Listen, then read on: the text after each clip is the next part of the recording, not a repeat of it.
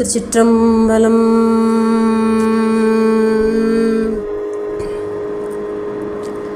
நேசம் நிறைந்த உள்ளத்தால் நீளம் நிறைந்த மணிகண்டத்து ஈசனடியார் பெருமையினை எல்லா உயிரும் தொலையெடுத்து தேசம் உய்ய திருத்தொண்ட தொகை முன்படைத்த திருவாளன் வாசமலர் மென்கலல் வணங்க வந்த பிறப்பை வணங்குவாம்.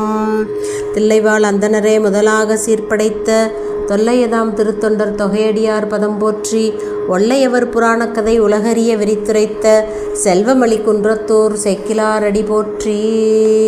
தூக்குசீர் திருத்தொண்ட தொகைவிரி வாக்கினால் சொல்லவல்ல பிரான் எங்கள் பாக்கியனாப்பதி குன்றை வாழ் செக்கிலானடி சென்னி இருத்துவாம். திருச்சிற்றம்பலம். இன்றைய தினம் பெரிய புராணத்தை அருளி செய்த சேக்கிழார் பெருமானுடைய குருபூசை திருநாள்.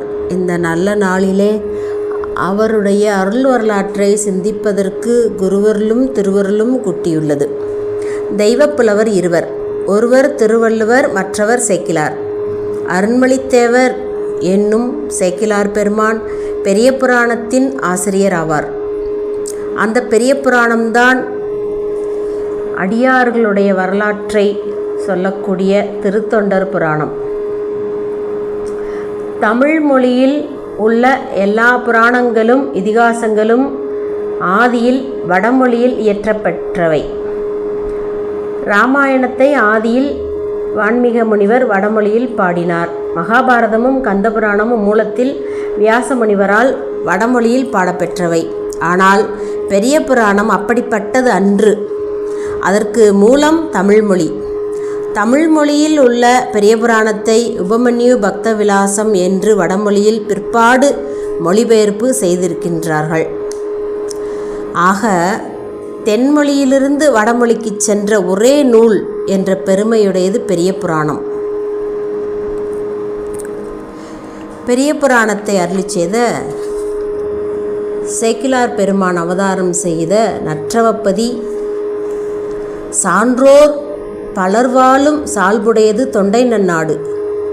அதனால்தான் அந்த நாட்டை சான்றோருடைத்து என ஆன்றோர் பெருமக்கள் வியந்து பாராட்டினார்கள். பல்வளமும் பெருகி பெருமை பெற்றிருந்த அந்த நாடு 24 கோட்டங்களை கொண்டிருந்தது. அவற்றுள் சிறந்தது புலியூர் கோட்டம். புலியூர் கோட்டத்தைச் சேர்ந்தது குன்றத்தூர் என்னும் நற்றவப்பதி. அந்த நகரில் வழிவழியாக சைவ மரபினர் வாழ்ந்து வந்தனர். அவர்களுள் சேக்கிழார் என்னும் திருமரபு சிறந்திருந்தது. அந்த திருமரபிலே அருண்மொழித்தேவர் அவதரித்தார். சேக்கிழார் பெருமானுக்கு தாய் தந்தை இட்ட பெயர் அருண்மொழித்தேவர் என்பது. சேக்கிழார் என்பது குடிப்பெயர். தம் அரசனிடத்து அன்புள்ள மக்கள் தம் மக்களுக்கு அவ்வரசனின் பெயரை சூட்டுவது மரபு. அதனையொட்டி சேக்கிழார் பெருமானுக்கு அருண்மொழி என்ற திருநாமம் சூட்டப்பட்டது. அவருடைய தம்பி பாலராவாயர். ராஜராஜ சோழனுடைய பேரும் அருண்மொழித்தேவர், அருண்மொழிவர்மன் அப்படின்னு வரும். அவர் திருமுறைகளை தொகுத்தெடுத்து திருமுறை கண்ட சோழன், சிவபாத சேகரன் என்று பல சைவத்தொண்டு, நிறைய திருப்பணிகள், திருக்கோயில்கள். அதனால் அவருடைய பேரையும் இவருக்கு சூட்டியிருக்கலாம் அப்படின்னு சொல்லி சொல்கிறாங்க. சேக்கிழார் பெருமான் அவதரிக்க தவம் செய்தது வேளாளர் குலம். அக்குலத்தின் பெருமையை அளவிட யாராலும் இயலாது. வேள் என்ற சொல்லுக்கு மண் விருப்பம் என்று 2 பொருள்கள் உண்டு. வேளாளர் அந்த மண்ணை உழுது ஆள்பவர் என்றும் உலகில் உள்ள உயிர்களுக்கு உபகாரத்தை செய்பவர் என்றும் பொருள் கொள்ளலாம். 6 சமயங்களுக்கு தலைவியான உமையம்மையார் காஞ்சியம்பதியிலே சிவபெருமானை வழிபட்டு அவர் தந்து அருளிய இருநாளி நெல்லை தமது மக்களாகிய வேளாண் மரபினருக்கு தந்தார். அவர்கள் அதனை பெற்று உலகமே வயலாகவும் கடல் ஏரியாகவும் வர்ணன் கம்பு கட்டியாகவும் விளங்க இயமனின் கிடாவையும் ஈசனின் உள்ள விடையும் உளவு மாடாக பெற்று பலராமனுடைய கலப்பையை கொண்டு விவசாயம் செய்தனர். இவர்களுக்கு ஆண்டுதோறும் விதையை தப்பாமல் அளந்து தருபவர் கச்சியம்பதி காமகோடி பீடத்தில் எழுந்தருளியுள்ள சாட்சாத் அறம் வளர்த்த அம்மையாகிய காமாட்சியே ஆவர்.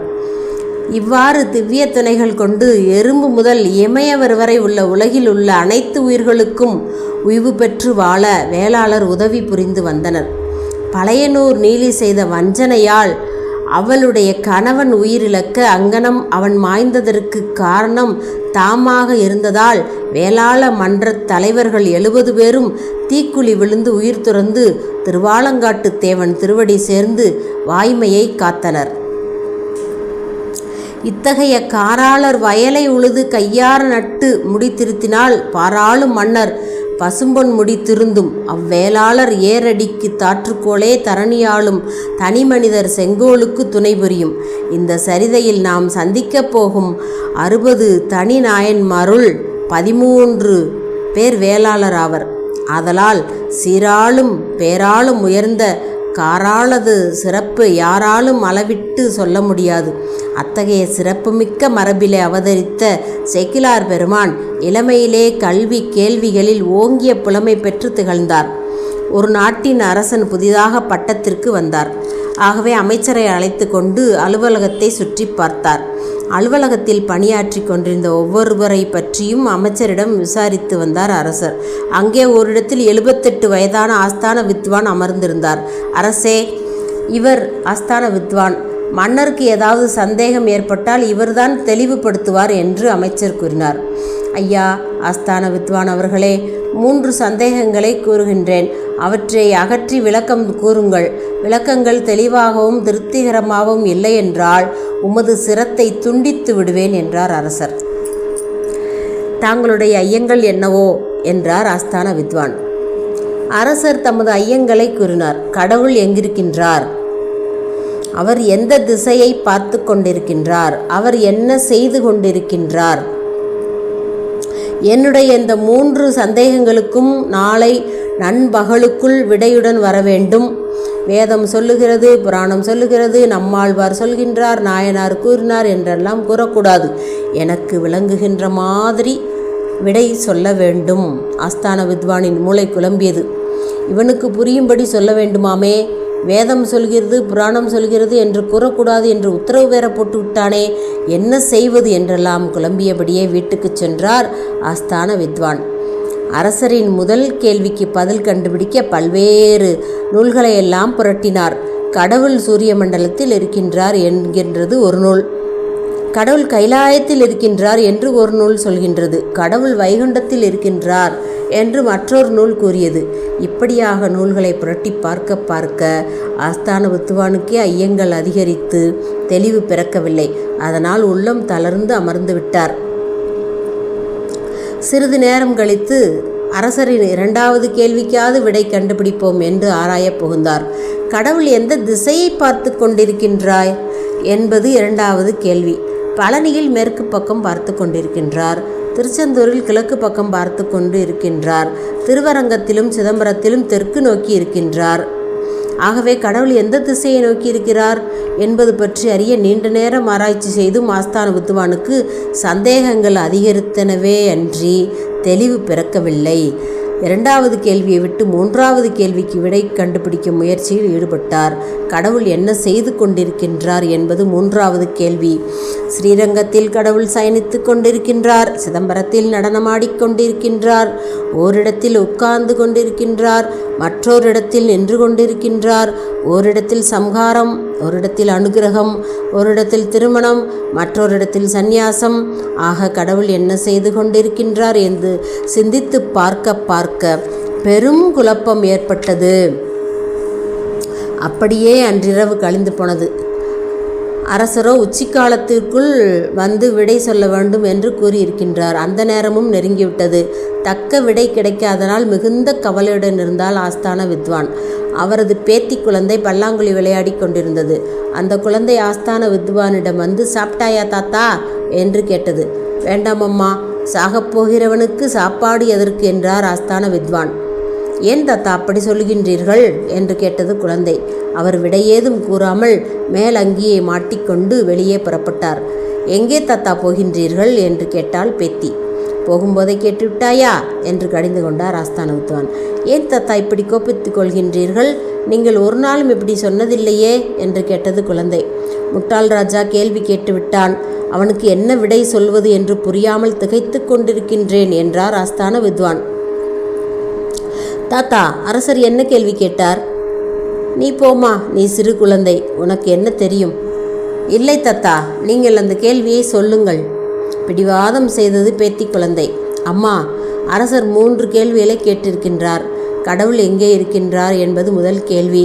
அவர் எந்த திசையை பார்த்து கொண்டிருக்கின்றார் என்பது 2வது கேள்வி. அவர் என்ன செய்து கொண்டிருக்கின்றார் என்பது 3வது கேள்வி என்றார் ஆஸ்தான வித்வான். இவ்வளவுதானா தாத்தா? நீங்கள் இங்கே இருங்கள், நான் ராஜசபைக்கு சென்று இந்த கேள்விகளுக்கு பதில் சொல்லிவிட்டு வருகின்றேன் என்று கூறியது குழந்தை. விளையாட்டுக்கு இதுதானா நேரம் என்று அழுத்து கொண்டார் வித்வான். சிறுமி தன் பாட்டனார் கூறியதை பற்றி சிறிதும் கவலை கொள்ளாமல் நேராக ராஜசபைக்கு சென்றாள். ஆஸ்தான வித்வான் சரியான விடை சொல்லாவிட்டால் அவருடைய தலை உருளப் போகிறது என்பதை அறிந்த மக்கள் ராஜசபையில் திரளாக கூடியிருந்தனர். அந்த கூட்டத்துக்குள் புகுந்து ஓடி வந்த சிறுமி மன்னரை நோக்கி வணக்கம் கூறினாள். நீ யாரம்மா என்று வினவினார் அரசர். ஆஸ்தான வித்வானின் பேத்தி. உன் தாத்தா எங்கே? பெரிய கேள்விகளை கேட்டிருந்தார், அவரே வந்து பதில் சொல்லியிருப்பார். தாங்கள் கேட்ட சின்ன கேள்விகளுக்கு விடை சொல்ல சிறுமியான என்னை அனுப்பியுள்ளார். என்னம்மா, நீயா விடை சொல்லப் போகின்றாய் என்று சிரித்தார் மகாராஜா. மகாராஜா, என்னை சிறு பெண் என்று எண்ணாதீர்கள். பெரிய யானையை அடக்குவது சிறு அங்குசம்தான். பெரிய மலையை உடைப்பது சிறு உளிதான். 5000 பொதி பஞ்சை எரிப்பது சிறு தீப்பொறிதான். ஆகவே வயது பிரதானம் அல்ல, அறிவே முக்கியம். ராஜா, போயும் நீங்கள் தரித்திரம் பிடித்த மாதிரி 3 கேள்விகளை கேட்டிருக்கின்றீர்கள். 30 கேள்விகளை கேளுங்கள், விடை சொல்கின்றேன் என்று கூறினாள் சிறுமி. 3 கேள்விகளுக்கு பதில் சொன்னாலே போதும். சொல்லு பார்ப்போம். உங்கள் முதல் கேள்வி, கடவுள் எங்கிருக்கின்றார்? இதுதான் என்னுடைய முதல் கேள்வி, விடை சொல். மகாராஜா, நீங்கள் கேள்வி கேட்டீர்கள், நான் அதற்கு விடை சொல்லி உங்களுக்கு தெளிவு தரப்போகிறேன். இப்போது நீங்கள் குரு, நான் சீடர். நான் கூறுவதற்கு நீங்கள் குறுக்கே பேசக்கூடாது. ஏன் என்ன என்று கேட்கக்கூடாது என்று சிறுமி கூறினாள். பின்னர் மகாராஜா, ஒரு பெரிய அண்டாவும் 100 படி பாலும் கொண்டு வர சொல்லுங்கள். அந்த சமயத்தில் ஆஸ்தான வித்வானும் ராஜசபைக்கு வந்து சேர்ந்தார். மன்னரின் ஆணைப்படி அண்டாவும் 100 படி பாலும் வந்து சேர்ந்தன.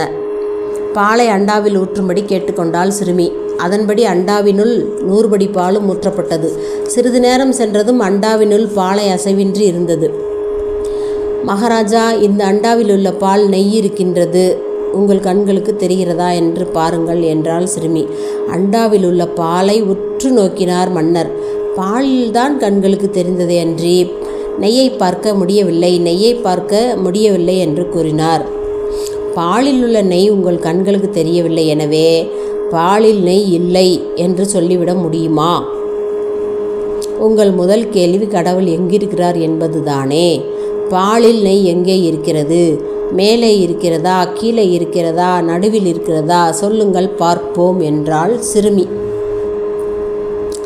பாலில் எங்கும் நெய் இருக்கின்றது என்றார் அரசர். பாலில் எங்கும் நெய் இருப்பது போல கடவுள் அங்குங்கெனாதபடி எங்கும் இருக்கின்றார் என்று கூறினாள் சிறுமி.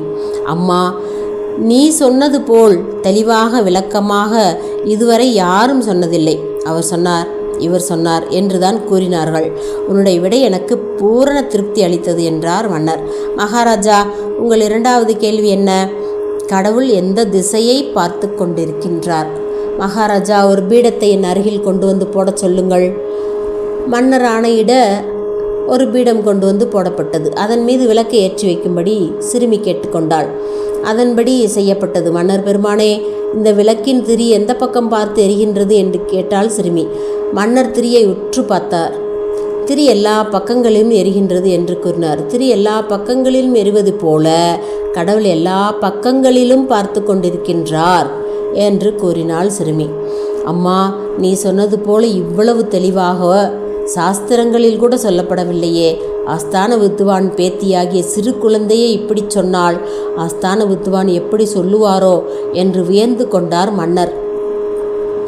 அந்த அவையில் ஆஸ்தான வித்வான் நடுங்கிக் கொண்டிருப்பது மன்னருக்கு எப்படி தெரியும்? மகாராஜா, உங்கள் 3வது கேள்வி என்ன? கடவுள் என்ன செய்து கொண்டிருக்கின்றார்? மகாராஜா, இந்த கேள்விக்கு நான் பதில் சொல்ல வேண்டுமானால் 15 நிமிடங்கள் நான் ராஜாவாக நடிக்க வேண்டும் என்று அனுமதி கொடுங்கள் என்று கேட்டாள். அப்படியே ஆகட்டும் என்று மகாராஜா சொல்லிவிட்டார். சிறுமி மகாராஜாவாக நடித்தாள். உத்தரவு போடத் தொடங்கினாள். மந்திரிகளை பிடித்து சிறையில் போடு, மன்னரை கைது செய், ஏழைகளுக்கு பணத்தை அள்ளிக்கொடு. என்ன இதெல்லாம் என்றார் மன்னர். அதுவா, குப்பைமேடு கோபுரமாகிறது, கோபுரம் குப்பைமேடாகிறது. ஆண்டவன் செய்கின்ற வேலை இதுதான் என்றாள் சிறுமி. அரசர் நேராக ஆஸ்தான வித்வானிடம் ஓடிப்போய் காலில் விழுந்தார். சேக்கிலார் பெருமானுடைய வரலாற்றிலும் இத்தகைய நிகழ்ச்சி இடம்பெற்றுள்ளது. அக்காலத்து அனபாய சோழன் சோழவள நாட்டை இனிது அரசு புரிந்து வந்தார். அந்த மன்னன் பெருமான் அன்பு மரமும் வாய்மையும் தூய்மையும் வீரமும் தீரமும் உடையவர். அம்மன்னனிடம் அருள்மொழித்தேவரின் தந்தையார் அமைச்சராக இருந்தார். அந்த மன்னர் ஒரு சமயம் அமைச்சரிடம் மலையினும் பெரியது எது, உலகினும் பெரியது எது, கடலினும் பெரியது எது என்று 3 வினாக்களை வினவி, இந்த வினாக்களுக்கு நாளை நீங்கள் விடை கூற வேண்டும் என்று கூறினார். சேக்கிலாரின் தந்தை வீட்டுக்கு வந்து கேள்விகளுக்கு விடை பற்றி சிந்தித்து தெளிவு காணாமல் வாட்டமுற்று இருந்தார். களைப்பயின்று வந்த இளம் சேக்கிலார் தந்தையாரின் தாள்களை தொழுது, தந்தையே, ஏன் தங்களுடைய திருமுகம் சோர்ந்திருக்கின்றது என்று வினவினார். அவர் மன்னர் வினவிய வினாக்களை கூறி அவற்றுக்கு விடையறியாது வருந்துவதாக தெரிவித்தார். அது கேட்ட சேக்கிலார் பெருமான் முன்புருவல் புத்து எழுத்தாணியும் ஏடும் எடுத்து கொண்டு வந்து திருக்குறளிலிருந்து 3 குறட்பாக்களை விடையாக எழுதி தந்தையாரிடம் கொடுத்தார். சேக்கிலார் பெருமான் எழுதி கொடுத்த 3 குறட்பாக்களை அமைச்சர் எடுத்து சென்று அரசரிடம் கொடுத்தார். அந்த விடையை படித்த சோழ மன்னன் பெரிதும் மகிழ்ந்தான். 3 கேள்விகளுக்கும் திருக்குறளிலிருந்தே விடை கண்ட திறம் வியக்கத்தக்கது. அரசே, இங்கனம் விடை கண்டது அடியேன் அன்று, அடியேனது புதல்வன் அருள்மொழித்தேவனே இவ்விடை கண்டனன் என்று அமைச்சர் கூறினார். மன்னர் அதிசயித்து அந்த குறள்களை மீண்டும் படித்தார். நிலையில் தெரியாது அடங்கியான் தோற்றம் மலையினும் மானப்பெரிது, காலத்தினால் செய்த உதவி சிறிதெனினும் ஞாலத்தின் மானப்பெரிது, பயன்தூக்கார் செய்த உதவி நயன்தூக்கின் நன்மை கடலில் பெரிது. பிறகு மன்னர் அமைச்சரின் அரும்புதல்வரை காண விரும்பி, அறிவுடை ஒருவனை அரசனும் விரும்பும் என்றபடி எல்லா வகையான விருதுகளும் அனுப்பி அருள்மொழித்தேவரை அரசபைக்கு அழைத்து வந்து மிகவும் உபசரித்து முதன் மந்திரி பதவியை நல்கினார். அருள்மொழித்தேவர் மிக திறமையுடன் அமைச்சு தொழிலை நடத்தி எங்கும் அறநெறி பரப்பினார். சேக்கிலார் பெருமானின் அறிவாற்றலை கண்ட அனபாயர் மிகவும் மகிழ்ந்தார். செங்கோலோச்சும் தலைமையும் உத்தம சோழ பல்லவன் என்ற பட்டமும் அருள்மொழித்தேவருக்கு கொடுத்தார். மதிநலமும் ஒழுக்க நலமும் அன்பு நலமும் உடையவராய் விளங்கிய சேக்கிலார் பெருமானுக்கு சோழ நாட்டில் உள்ள திருநாகேஸ்வரம் என்ற திருக்கோயில் எழுந்தருளிய சிவபெருமானிடத்து அளவற்ற அன்பு விளைந்தது. அந்த பெருமானையே தமது வழிபடு மூர்த்தியாக கொண்டார். அதனால் தமது பிறப்பிடமாகிய குன்றத்தூரில் மாட வீதியும் திருக்கோயிலும் திருநாகேஸ்வரத்தில் உள்ளது போலவே அமைத்து அதுக்கு திருநாகேஸ்வரம் என்று பெயரிட்டு நித்திய நைமித்திய வழிபாடுகள் புரிந்து மகிழ்ந்து வந்தார். மன்னரின் இலக்கணங்களை வரையறை செய்வோர் மந்திரிகள். அமைச்சர் அரசனை நற்புத்தி கூறி தரும மார்க்கத்தில் அடக்கி ஆள வேண்டும். மன்னன் சொல்வதற்கெல்லாம் ஆமாம் போட்டு அவன் செல்கின்ற வழியிலே அமைச்சர் செல்லக்கூடாது. மன்னன் தவறான பாதை செல்லும்போது மந்திரி இடித்து கூறி திருத்த வேண்டும். இடிப்பாறை இல்லாத ஏமரா மன்னன் கெடுப்பார் இலானும் கெடும் என்பார் திருவள்ளுவர். நடப்பதை கொண்டு நடக்க இருப்பதை அமைச்சர்கள் உணர்ந்து கொள்ள வேண்டும். ஆதலால் தான் மந்திரிக்கு அழகு வரும்பொருள் உரைத்தல் என்று கூறினார்கள். அணை திறப்பது போல சாலை திறப்பதும் அமைச்சருக்குரிய தொழில்கள் அல்ல. மக்களுக்கு நீதி வழங்கி அவர்களுக்கு அறநெறியில் வாழ வைப்பது அமைச்சரின் கடமையாகும். இந்த தருமத்தில் தமக்கு நிகர் எவரும் இல்லாமல் திகழ்ந்தவர் சேக்கிலார் பெருமான். சேக்கிலார் பெருமானை அமைச்சராக கொண்ட அனபாய சோழ சக்கரவர்த்திக்கு அனபாய குலோத்துங்கன் என்ற பெயரும் இருந்தன. இந்த அனபாய மன்னன் தமிழ் மொழியின் அருமைக்காக சிற்றின்ப பகுதி நிறைந்த திருத்தக்க தேவரின் சீவக சிந்தாமணியை படித்து மகிழ்ந்தார். அதை மெய்நூல் என்று எண்ணினார். ஜைன துறவிகளாகிய அவர்கள் இன்பத்துறையை பாட முடியுமா என்று கேட்டதினால் இன்பத்துறையே நிறைந்த சீவக சிந்தாமணியை புனைந்துரையாக ஏற்றினார்கள். திருத்தக்க தேவர் இன்பத்துறை பாட ஜைன துறவிகளும் வன்மை உண்டு என்று காட்டுவதற்காக எழுந்த நூல் அது. கந்தபுராணம் சிவநூல். அதில் முழுக்க முழுக்க சிவபெருமானை பற்றித்தான் வருகிறது. பாரதம் அறநூல், அறம்தான் பாரதம். விதியை ஊழ்வினையை வற்புறுத்தும் விதிநூல் சிலப்பதிகாரம். இவ்வாறு வகைப்படுத்தி பார்க்கும் பொழுது சீவக சிந்தாமணி இன்ப நூல். அந்த நூலைத்தான் இடையராது படித்தான் அனபாயன். தமிழின் இனிமை கருதி காமச்சுவை நிரம்பிய சிந்தாமணி என்னும் நூலை மற்ற சைவ சமயங்கள் கற்று வந்ததைக் கண்ட சேக்கிழார் வருந்தினார். அவர்களது அந்த செயல் நெற்குத்தி உண்ணாது உமிகுத்தி வருந்துவது போலும், கறவை பசு நிற்க மலட்டு பசுவை கறந்து உளம் தளர்வது போலும், பூஞ்சோலை வழியிருக்க குழியில் விழுந்து சேற்றில் சிக்கி தவிப்பது போலும், கரும்பிருக்க இரும்பை மென்று பல் உடைத்து கொள்வது போலும், விளக்கிருக்க மென்மினி பூச்சியை நாடுவது போலும் என்று அவருக்கு தோன்றியது. அரசனை திருத்துவது அமைச்சருடைய கடமையன்றோ? அரசன் எவ்வழி அவ்வழி குடிகள் கொன்பாண்டிய மன்னன் சமண சமயம் புகுந்ததனால் பாண்டிய நாடும் அந்த சமணத்தின் இருளால் மூடப்பட்டது. ஆதலின் தர்மத்தை எடுத்துரைத்து அரசனை திருத்தி நல்வழிப்படுத்தினால் அனைவரும் திருந்துவர் என்று எண்ணினார் அருண்மொழித்தேவர். தர்மத்தை எடுத்து சொல்லும்போது பதவி என்ன பிரமாதம்? சேக்கிழார் பெருமான் மன்னனிடம் சென்றார். அரசரேரே, தாங்கள் தெய்வ நலமிக்க சைவ சமய இருந்தும் இருமைக்கும் நன்மை செய்யாத அவகதையை கேட்டு வானாளை வீணாக கழித்து கொண்டிருக்கின்றீர்களே, இம்மை மறுமை வீடு என்னும் உம்மைக்கும் நன்மை பயக்கும் சிவகதையை கேட்டு உயிருக்கு உறுதி தேடுங்கள் என்று உரைத்தார். அனபாய மன்னன் திருந்துகின்ற உள்ளம் படைத்தவன். ஆகவே சேக்கிழாரிடம், அமைச்சர் பெருமானே, இது அவகதையாயின் சிவகதை யாது? அதன் அருமையும் பெருமையும் யாவை? அதனை கூறுங்கள் என்றான். வேந்தரே, திருவாரூரில் கருமலம் அகற்றும் திருமூலநாதராம் சிவபெருமான் அடியெடுத்து கொடுக்க சமயக்குறவர் நால்வருள் ஒருவராகிய சுந்தரமூர்த்தி நாயனார் 11 பாக்களால் திருத்தொண்ட தொகை பாடி அருளினார். அந்த திருத்தொண்ட தொகைக்கு பொல்லா பிள்ளையார் பொருள் கூற, அந்த பிள்ளையாரிடம் இளமையிலே வேத ஆகமங்களை கேட்டு இருந்த நம்பியாண்டார் நம்பிகள் வகையாக ஓர் அந்தாதி பாடி அருளினார். சோழ மன்னன் நம்பியாண்டார் நம்பி எவ்வாறு அந்தாதி பாடினார் என்பதை அறிந்து அது பற்றி வினவினார். சேக்கிழாரும் மன்னனுக்கு அந்த வரலாற்றை கூறினார். அந்த வரலாற்றை சேக்கிழார் பெருமான் கூறி முடித்ததும் திருத்தொண்டர் சரிதங்களை ஓதி அருள வேண்டும் என்று அனபாய மன்னன் அவரை வேண்டிக் கொண்டான். சேக்கிழார் பெருமான் திருத்தொண்ட தொகையை, நம்பியாண்டார் நம்பி அந்தாதி ஆகியவைகளை விரித்து பொருள் கூறினார். அந்த விரிவுரையை கேட்ட வளவர்கோன் உள்ளம் முருகி சிவபெருமான் திருவருள் திறத்தையும் திருத்தொண்டர்களின் அன்பு திறத்தையும் எண்ணி எண்ணி இதயம் மகிழ்ந்தான். சேக்கிழாரை நோக்கி, இந்த புண்ணிய வரலாறுகளை விரித்து உலகமெல்லாம் உணர்ந்து தெளிந்து உய்ய பெரும் காவியமாக பாடித்தர வேண்டும் என்று கேட்டுக்கொண்டு பொன்னும் மணியும் தந்தான்.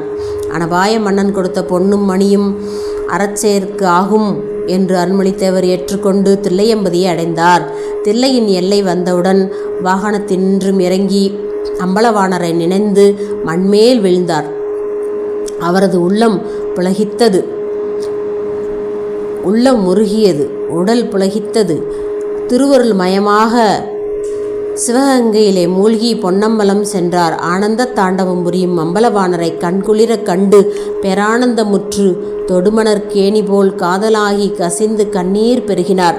அம்பலவாணரே, அடியேன் உனது திருத்தொண்டர் வரலாறுகளை பாடி முடிக்க அடியெடுத்து தர வேண்டும் என்று பெருமானை வேண்டி தம்மை மறந்தார். அப்போது வானில் உலகலாம் என்று அருள்ஞான ஒளி எழுந்தது. யாவரும் கேட்கும் வண்ணம் ஒலித்த அந்த பஞ்சாட்சர மந்திரத்தை கேட்ட தில்லைவாழ் அந்தணர்களும் ஏனோர்களும் அதிசயித்தனர். சேக்கிழார் பெருமானுக்கு அம்பலவாணர் சன்னதியில் பரிவட்டமும் திருநீரும் தரப்பட்டன. அவற்றை பெற்று சேக்கிழாரடிகள் சமயக்குறவர்களை சேவித்து ஆயிரங்கால் மண்டபம் சென்றார். அங்கு தவ ஒழுக்கத்துடன் திருவருளை சிந்தித்து உலகலாம் என்று இறைவன் அடியெடுத்து கொடுத்ததையே முதலாக வைத்து மிக மிக இனிய செந்தமிழ் பாடல்களாக பாடி 4253 திருப்பாடல்களால் பாடி முடித்து திருத்தொண்டர் புராணம் என்று அதற்கு பெயரிட்டார். அதனை அம்பலவாண திருவடியில் வைத்து வழிபட்டார். அனபாயன் வாழ்ந்த ஊர் உறையூர், கரூர், திருவாரூர், காவிரி பூம்பட்டினம் ஆகியவையும் சில சமயங்களில் காஞ்சியும் அவனுக்கு ராஜதானியாக அமைந்திருந்தன. சேக்கிழார் தில்லைக்கு எழுந்தருளிய பின் அனபாய மன்னன் பல தூதர்களை ஒற்றர்களையும் அவ்வப்போது அனுப்பி காவியம் எந்தளவு வரை பாடியுள்ளது என்று கேட்டு அனுப்பினான். இன்னும் எவ்வளவு காலம் ஆகும், அதற்கு நாம் செய்ய வேண்டியது யாது என்றும் கேட்டுக்கொண்டே இருந்தான். அவ்வப்போது வந்த தூதர்களும் ஒற்றர்களும் காவியம் எவ்வளவு பகுதி வரை முடிந்திருக்கிறது என்பதை மன்னனிடம் சென்று தெரிவிப்பார்கள். புராணம் முடிந்தவுடன் வந்த தூதர்கள் மன்னனிடம் திரும்பிச் சென்று அந்த நற்செய்தியை கூறினார்கள். அவ்வாறு கூறிய தூதர்களுக்கு பொன்னும் மணியும் ஆடையும் வழங்கினான் மன்னன். உடனே பரிவாரங்களுடன் தில்லைக்கு சென்றான். அனபாய சோழன் வருவதை அறிந்த அன்பர்களும் தில்லையில் 3000 அந்தணர்களும் சேக்கிழாரும் அரசனை எதிர்கொண்டு உபசரித்தனர்.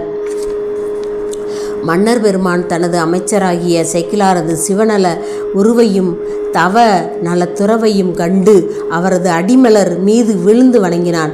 எல்லோரும் கனகசபை சென்று அம்பலக்கூத்தரை சேவித்தார்கள். அனபாய, உலகலாம் என்று நாமே அடியெடுத்து கொடுக்க நம் அன்பன் சேக்கிழான் திருத்தொண்டர்களது இனிய வரலாறுகளை விரித்து புராணம் பாடி அருளினான். அதை கேட்டு நீ உய்வு பெறுக என்ற அசரீரி வாக்கும் அம்பலவாணர் சிலம்பொலியும் பொன்னம்பலத்தில் ஒலித்தது.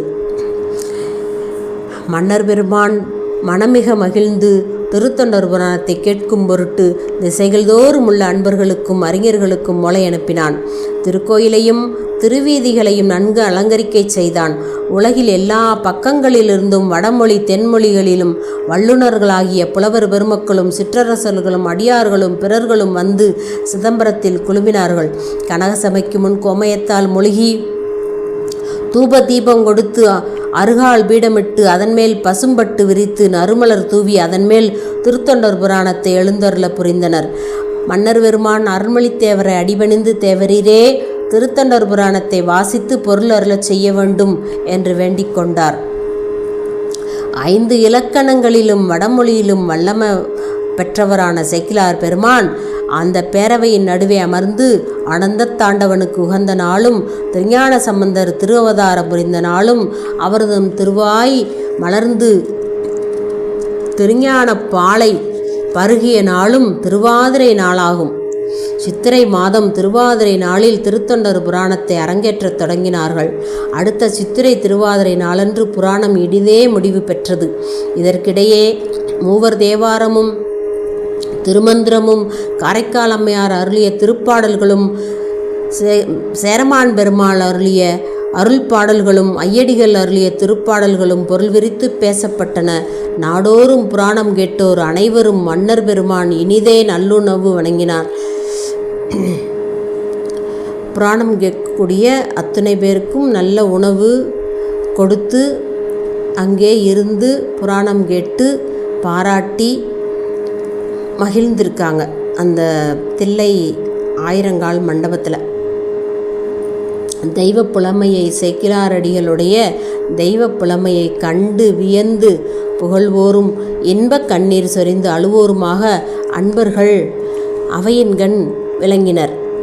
புராணத்தை கேட்டு கண்ணீர் சொரிந்து அழுது அப்படி கேட்டிருக்காங்க, புகழ்ந்து கேட்குறாங்க, அழுது கேட்குறாங்க.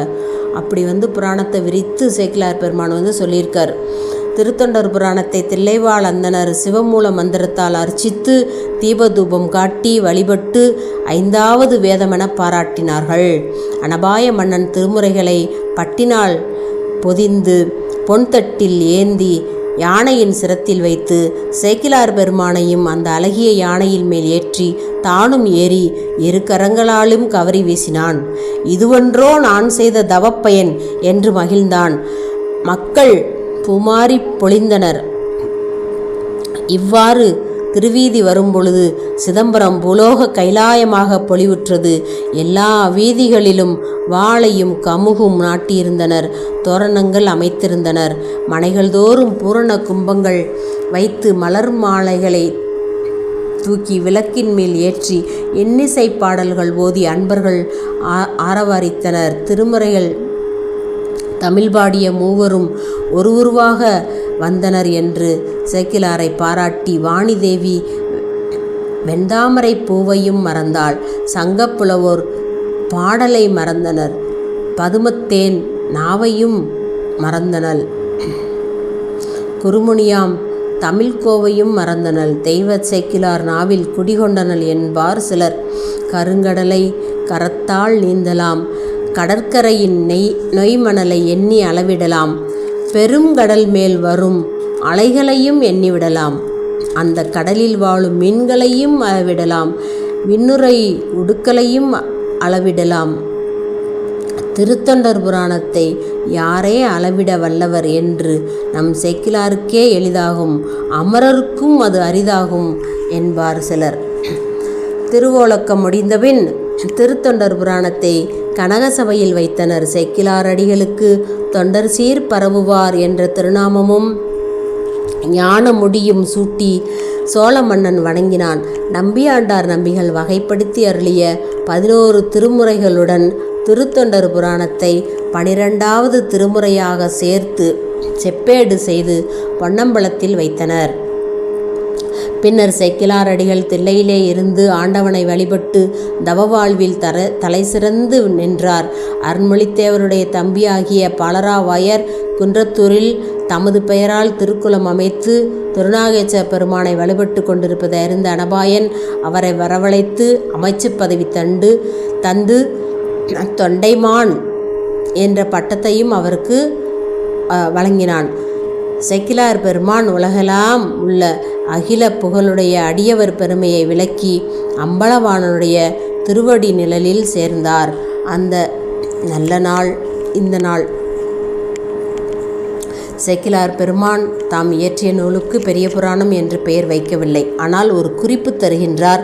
எடுக்கும் ஆக்கதை இன்தமிழ் செய்யுளாய் நடக்கும் மேன்மை நமக்கருள் செய்திட தடக்கை ஐந்துடை தாழ்சவி நீள்முடி கடக்களிற்றை கருத்துள் இருத்துவாம். அதனால் உலகெல்லாம்னு ஆண்டவன் அடியெடுத்து கொடுத்த பின்னாடி சேக்கிலார் பிள்ளையாரை பாடுகின்ற முதல் பாடல் மா கதை அப்படின்னு சொன்னதுனால மானா பெரிய, கதைனா புராணம், அதனால் பெரிய புராணம் அப்படின்ற பெயர் சேக்கிலார் சொன்ன அந்த பாடல்லே அவர் அருளி செய்த பாடலிருந்து தான் இந்த நமக்கு பெயர் வந்திருக்கு. இந்த திருத்தொண்டர் புராணம் இந்த நல்ல நாளில் நாம் சேக்கிலார் பெருமானுடைய அருண்மொழித்தேவருடைய அருள் வரலாற்றையும் அவர் திருத்தொண்டர் புராணத்தை இயற்றிய விதத்தையும் மிகவும் சிறப்பாக சிந்தித்தோம். அதற்கு துணை செய்த குருவர்களுக்கும் திருவர்களுக்கும் அடியார் பெருமக்களுக்கும் நன்றியையும் வணக்கத்தையும் கூறி நிறைவு செய்கின்றேன். திருச்சிற்றம்பலம். என்றும் இன்பம் பெருகும் இயல்பினால் ஒன்று காதலித்து உள்ளமும் ஒங்கிட மன்றுளார் அடியாரவர் வான்புகழ் நின்றது எங்கும் நிலவி உலகெலாம். திருச்சிற்றம்பலம்.